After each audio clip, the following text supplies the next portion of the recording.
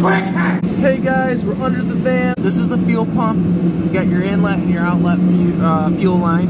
What you're gonna want to do, let's get this up there. You got two bolts, one right there, one back there. You're gonna take those out and we'll get them out right now. So after mother effing everything in my life, we got it out, the old fuel. I know it looks new and it is relatively new. We got the new fuel pump in here. What we're gonna want to do, what I like to do, is I like to take the new parts and match them up with the old ones, just in case. My uncle taught me that trick because I have fucked up some shit, like bad. Both of these are the same, they have the same pump. This is gonna rest on your cam. When you put this into the motor, you're gonna wanna go like this on a 351 Windsor. What you wanna do, you're gonna go down in like that into the hole, and just like this. You just wanna get this to rest underneath the cam.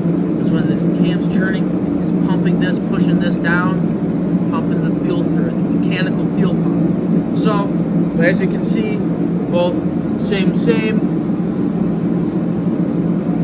outlet, same inlet, flip-flop. Wait, which one's the new one?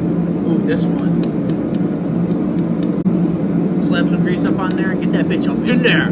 Ah! So guys, we're back. Got the old fuel pump out. I want to show you guys. That's moving like a half inch. No good. Take the new one. Not moving at all. Not moving at all. That's what we want. But also, I just learned a new trick. Reading some old forums and shit. So on these Fords, on these 351s, this kind of is hard to put in there because the lobe on the cam might be down. When you're trying to put this in it, it's fighting you. So you're trying to put it in crooked, and that's not how you want to do it. Easy trick to make it a little bit easier on you. Bump the motor over, just bump it over just a little bit, get that lube on the other side, on the low side, and then you can slide it right up in there. It makes it a lot easier. So that is a trick that I just learned. Now I'll give to you. Kiss me. Now we're gonna clean this pucker off. We just gotta take this gasket off.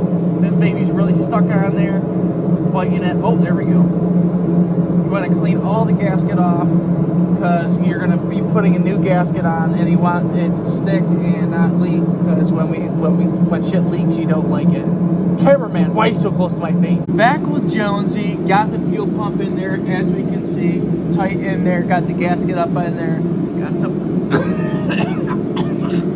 I got some shit in my throat too. Got some gasket sealant in there too. You always want to rub a little bit gasket sealant, press on the engine block, just make it a little bit easier to install. And you're gonna press the pump up on there. I put a little bit of gasket sealant on the other side too. I know you're not that you don't have to. Do what you want. I put a little tad bit of assembly grease, little tad bit on top of the actual arm that rides on the cam, just because it just doesn't feel right putting it in dry. It just doesn't make sense to me. And I see that some people do it, some people don't. So I took the safer route. Anyway, jump in there. Now we're gonna put the outlet and inlet lines back on and go from there. All hooked up, as we can see. Can't do startup video because Dale forgot to grab gas. My bad.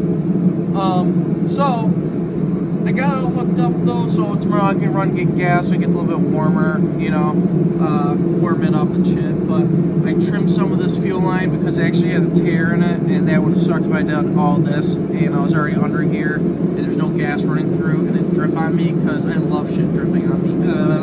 But anyway, that's gonna cut it for today.